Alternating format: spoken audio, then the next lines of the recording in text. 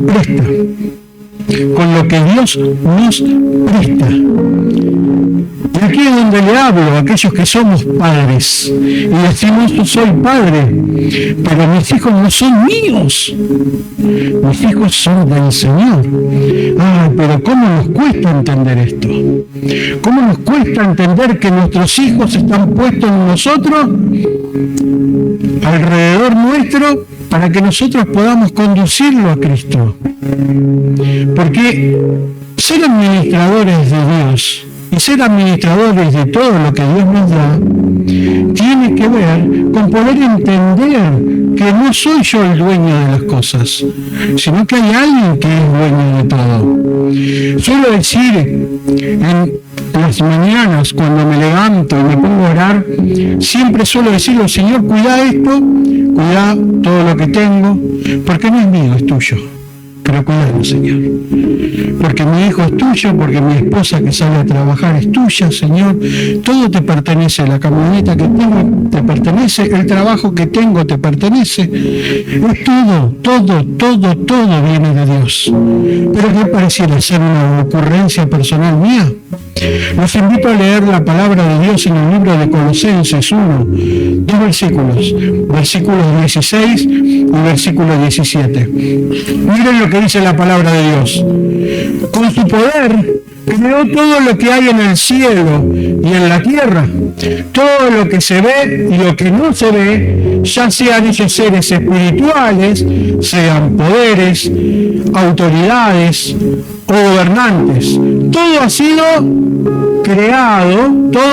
sido creado por Él y para Él. Todo ha sido creado por Él y para Él. Cristo existió antes que todas las cosas y todo el universo sigue su curso gracias a Él. Entonces este texto en el libro de Colosenses a mí me está diciendo que todo fue creado por Él y para Él.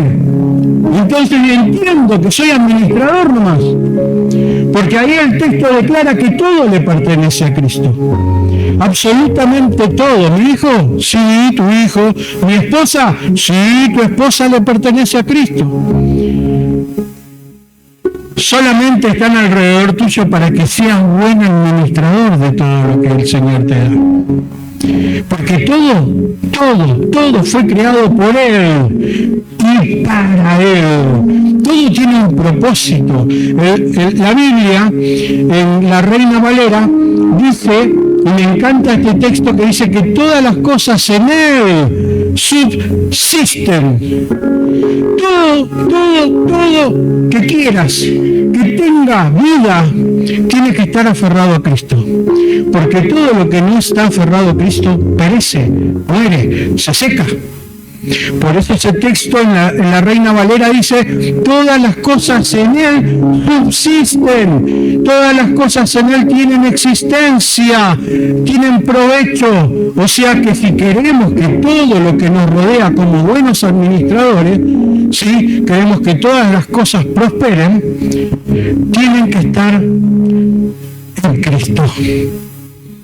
Nuestros hijos, nuestra esposa, todo lo que tenemos, nuestro sueldo, y poder entender que somos administradores, solamente administradores, nos sacan un montón de preocupaciones que a veces tenemos a lo largo de la vida. Dígame si a usted no le preocupa cuando cree que no va a alcanzar a fin de mes. Entonces empieza la preocupación, empieza el dolor, empieza a cautivar tu cabeza.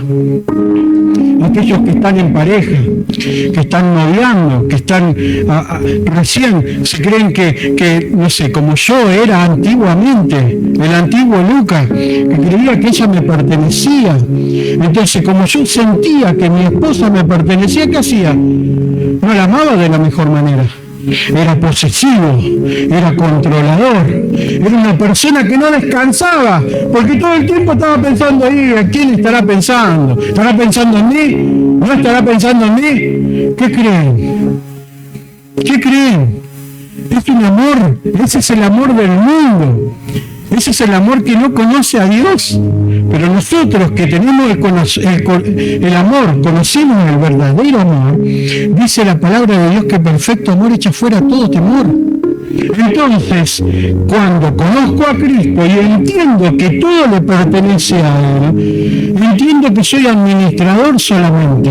Entonces ya no me preocupo si está pensando en mí, ya no tengo esos celos obsesivos, ya dejo de ser posesivo, porque sé que solamente está al lado mío para que yo dé lo mejor de mí, para que yo la ame completamente, pero como Dios me enseña que la ame. Lo mismo en todas las áreas de nuestra vida, para con los hijos.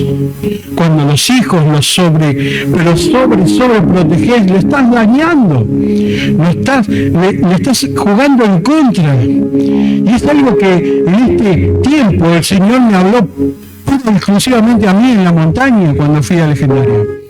Porque Luquitas iba caminando así, porque Luquita era la tribu 2 y la tribu 8 venía atrás. Y yo decía, voy a tener que pasar por acá. Y pensaba así, porque me nace el sobreprotector. Hasta que sentí literalmente la voz de Dios que me dijo, dejá, soltalo. Descansá, porque de esta montaña él va a salir hecho un hombre. Entonces ahí entendí y dije, tengo que soltar. Desde ese momento ni siquiera fui al campamento a verlo, si tenía las zapatillas puestas, si se había cambiado las medias, no, porque antes de que Dios me hable, dije, ahora cuando paremos lo primero que voy a ver es si se cambió, a ver si se cambió las medias, a ver si se cambió las zapatillas. No. ¿Entienden? De esto se trata, ser administradores. Poder decir, yo descanso, porque no me pertenece, no es mío, es de Dios. Sí, yo amo tremendamente a mi esposa, lo amo tremendamente a mi hijo, pero no con un amor correcto, no con el amor posesivo, aquel que quiere, mezquino, egoísta. La economía, lo mismo con la economía. No es que yo acumulo para estar tranquilo dentro de un banco. No corro tras de eso. Yo entiendo de que todo le pertenece a Dios, entonces mi economía también le pertenece a Dios. Entonces descanso en Él. No es que me afano, me preocupo, me angustio, corriendo atrás de una zanahoria que nunca voy a alcanzar. Porque nunca la vas a alcanzar. Nunca te vas a saciar si vas detrás del dinero, si vas detrás de lo material. Nunca te vas a saciar, porque vas a querer más. Y cuando tengas lo que querías, vas a querer el último modelo. Y cuando tengas el último modelo, vas a querer el otro, el más moderno, el que ahora viene de China y tiene más tecnología. No se trata de eso. Se trata de descansar en Cristo, entendiendo que somos administradores. Entonces, en todas las áreas de nuestras vidas. Entonces, ¿saben por dónde comienza un buen administrador? ¿Saben por dónde comienza? Un buen administrador comienza sentándose, agarrando una lapicera. ¿Y saben qué? ¿Qué es lo primero que hace? Tener un plan. Entonces, de esto el Señor quiere hablarnos el día de hoy. Que podamos calcular el costo de todas las cosas. Pero principalmente el Señor quiere hoy que calculemos el costo de lo que significa seguir a Jesús. Tenemos que sentarnos, porque Dios no improvisa, Muchas veces decimos, porque Adán pecó en el huerto del Edén, entonces tuvo plan B. Y el plan B es Jesucristo. No, nunca hubo plan B. Porque a Dios no le sorprende nada. Jesucristo estaba ya designado antes de la fundación del mundo. Entonces no hay plan B en Cristo, no hay plan B en Dios. Dios no improvisa. Dios no dice, bueno, el hombre se equivocó, le mando a Cristo porque yo ahora no. Estaba planificado todo, porque Cristo es soberano. Y Cristo lo conoce todo, de Génesis a Apocalipsis, el Señor lo conoce todo. Nada le sorprende a Él. Entonces, si a Él nada le sorprende, y si a Él no le sorprende nada porque Él conoce y Él no improvisa, ¿por qué debo improvisar yo en mi vida? ¿Por qué andamos de acá para allá improvisando todo el tiempo? Mire lo que dice el libro de Lucas, versículo 28 al versículo 30. Dice así: cuando alguien va a construir una torre, se sienta primero a hacer un plan, ¿verdad? Tiene que ver si tiene el dinero para hacer el trabajo. Si no hace primero un plan, empezará a construir el edificio, pero no podrá terminar, y todos se burlarán de él. Dirán: a ese hombre empezó a construir el edificio, pero no fue capaz de terminarlo. Entonces, ¿qué nos llama a Dios a hacer? A que evaluemos el costo. Y el costo de lo que significa seguir a Jesús. No podemos andar improvisando en la vida. No podemos andar diciendo: hoy sí, estoy re bien espiritualmente, hoy le sirvo con todo el poder y la gloria, pero la primera piedra que tengo en mi zapato ya me estorba y me bajo. No, porque me pasó tal y tal cosa. Yo te había dicho que sí, pastor, voy a ayudarte a pintar, a construir, a hacer lo que... pero no puedo, porque me pasó algo. Y esto me está estorbando. La Biblia lo declara, la Biblia dice que el hombre de doble ánimo es inconstante en todos sus caminos. Comienza, no termina, comienza, no termina, comienza y no termina, porque es inconstante en todos sus caminos. Entonces Dios no quiere eso de nosotros, quiere que nos sentemos, planifiquemos. ¿Por qué dice que aquel hombre que no se sienta a hacer el plan, dice que no puede terminar la construcción? Y como suele decir el pastor Cristian, aquel que abandona no tiene premio. ¿Por qué? Porque tiene que ver con esto. Porque debo ser consciente de lo que significa seguir a Jesús. Tener un plan, planificar lo que Dios quiere con mi vida. Porque nos cansamos hablando, diciendo sí, porque Dios tiene un propósito. Sí, pero verdaderamente entendemos que Dios tiene un propósito. Entonces, ¿por qué a veces somos inconstantes? ¿Por qué a veces emprendemos y dejamos por la mitad? ¿Por qué a veces iniciamos y dejamos todo por la mitad? Porque no entendimos que somos administradores y como administradores tenemos responsabilidad de llegar a la meta. Siempre nuestra responsabilidad es llegar a la meta. Jesús nos aconseja: ven, ya no podemos improvisar. Debemos llegar a la meta, porque aquel que abandona no tiene premio. No podés dejar las cosas por la mitad, debes llegar al destino. Pablo dice que si corremos la carrera, la corramos con paciencia. Pero el apóstol Pablo, en 2 de Timoteo 4, versículo 7, dice estas palabras: he peleado la buena batalla, dice Pablo, he peleado la buena batalla, he acabado la carrera. Pablo estaba diciendo: llegué a destino. Ya sabía que la muerte se le aproximaba. Sabía que sus días habían terminado y en cualquier momento iba a haber una sentencia de muerte sobre él. Pero hermosas palabras las que le dedica a Timoteo: he peleado la buena batalla, he acabado la carrera, he guardado la fe. Entonces, he guardado la fe hasta el final. No quedó por la mitad. No quedó en un sentimiento, en una emoción, lo que significa seguir a Cristo. No quedó simplemente en el sentimiento que me revolucionó y Cristo. Como decía la semana pasada, a mis tribu, a la tribu 2, le decía que esto no quede como un sentimiento de montaña, que no quede en una emoción simplemente lo que vivimos ahí, porque fue hermoso.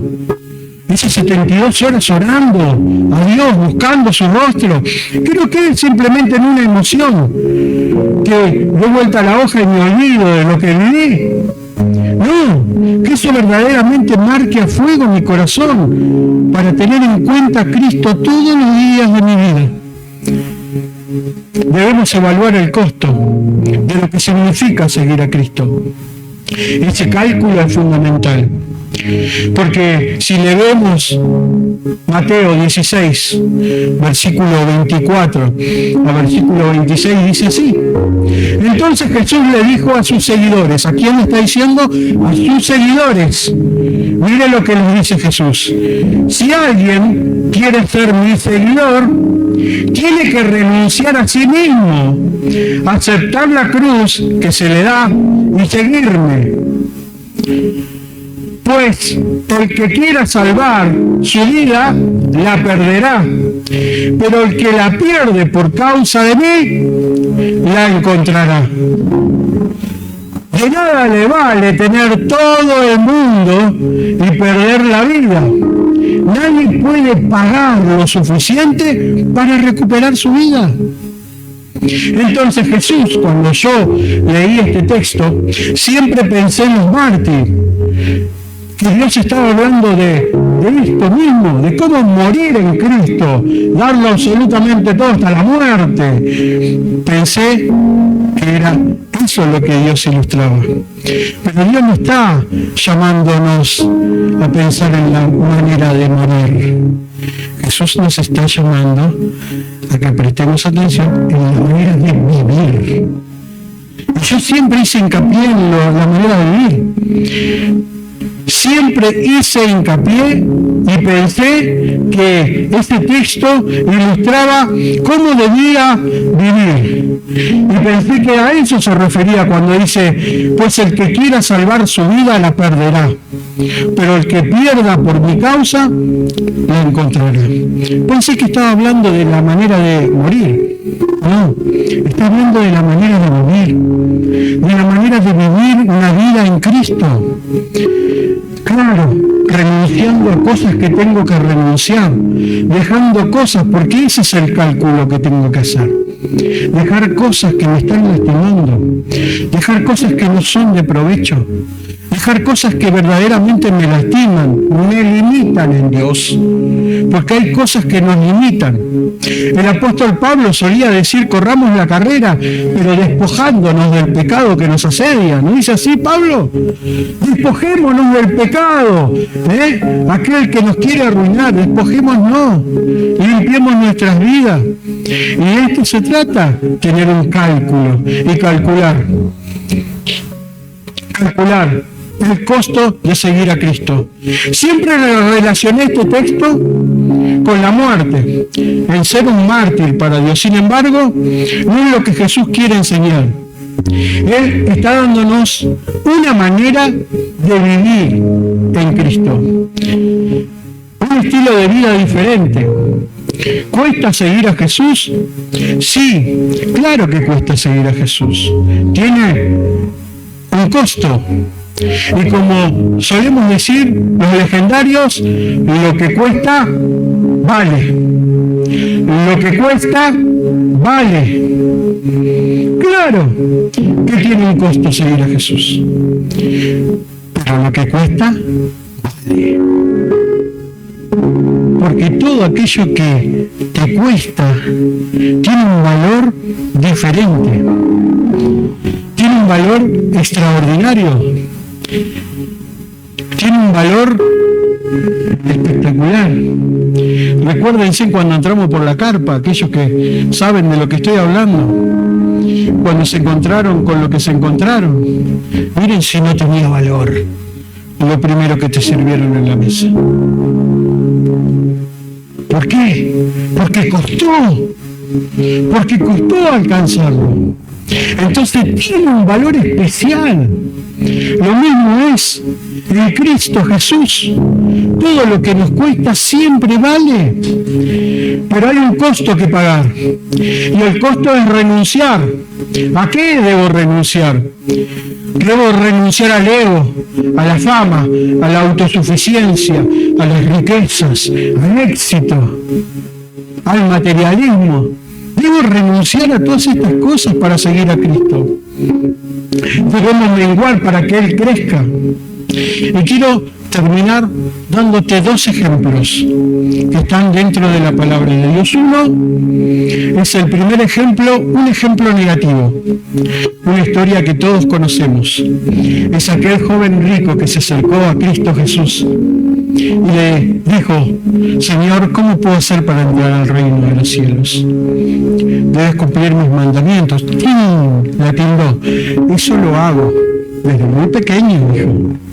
Yo cumplo con eso, califico. Y entonces Jesús, ¿qué hace? Levanta la vara aún más, porque lo conoce, porque es Dios. Entonces le dice: bueno, si cumplís con esto, ahora andá y vendé todo lo que tenés y dáselo a los pobres. La historia dice que esto entristeció al joven rico. Y me lo imagino que miró la tierra y dijo: no, esto es mucho para mí. Y se retiró de la presencia de Dios. Esta es la primera historia, la historia negativa.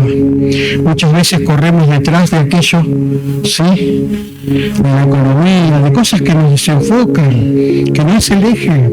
Entonces, ¿sabes qué? Cuando este joven rico se encontró con evaluar el costo de seguir a Jesús para entrar al reino de los cielos, dijo: no, esto no lo puedo cumplir. Esto es mucho para mí. De tal manera que se entristeció. Y la segunda historia es un hermoso texto que está en el libro de Mateo 13, versículo 44. Un texto solo. Mire lo mucho que encierra aquí este mismo texto. Jesús dice: el reino de Dios es como un tesoro escondido en un campo. Mire la ilustración que Jesús está poniendo. Un día, un hombre lo encontró a ese tesoro, lo escondió, se ve que lo desenterró, lo encontró, lo volvió a enterrar, porque dice que lo escondió otra vez. Estaba tan feliz que fue y vendió todo lo que tenía para comprar ese terreno. Este verdaderamente entendió todo. Entendió lo que significa el reino de Dios, porque encontró el tesoro, lo volvió a esconder, lo volvió a enterrar, fue, vendió todo lo que tenía,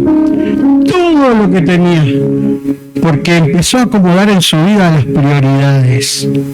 Porque si somos buenos administradores y queremos ser buen administrador, al calcular cuánto cuesta seguir a Cristo, voy a empezar a tomar prioridades. Entonces ahí, ¿cómo cumplo la palabra de Dios? De buscar primeramente su reino y su justicia, y todas las cosas van a ser añadidas. Ahí lo entiendo, porque sé lo que significa calcular, porque sé lo que significa seguir a Jesús, porque sé que lo que significa lo que tengo que renunciar a cosas que me quitan la ventaja de poder caminar en Jesús y me son de lastre, tantas preocupaciones que muchas veces tenemos porque pensamos que es nuestro. Entonces me empiezo a preocupar, como dije al comienzo, de mi esposa, me empiezo a preocupar por mis hijos extremadamente, pero mira el extremo. Me empiezo a preocupar de mi economía de una manera que me quita la paz. Entonces, ¿dónde hemos puesto la confianza? ¿En mi esposa? ¿En mi hijo? ¿En mi economía?